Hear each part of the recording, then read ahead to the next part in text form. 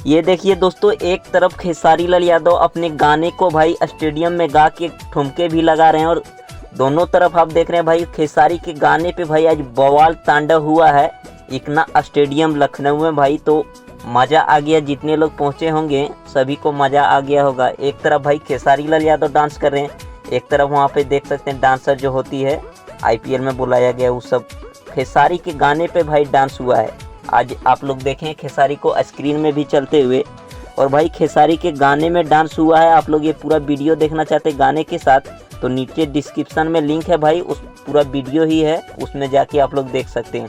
फिलहाल तो ये वीडियो था भाई, खेसारी लाल यादव ज़बरदस्त ठुमका लगाए हैं लखनऊ के इकना स्टेडियम में भाई। तो आज मज़ा आ गया, और आज लखनऊ के सपोर्ट में गए थे खेसारी लाल यादव, और भैया खेसारी लाल यादव ने तो लखनऊ को जिता ही दिया। तो दोस्तों फिर मिलते हैं नेक्स्ट वीडियो में। थैंक्स फॉर वॉचिंग भाई, लव यू ऑल।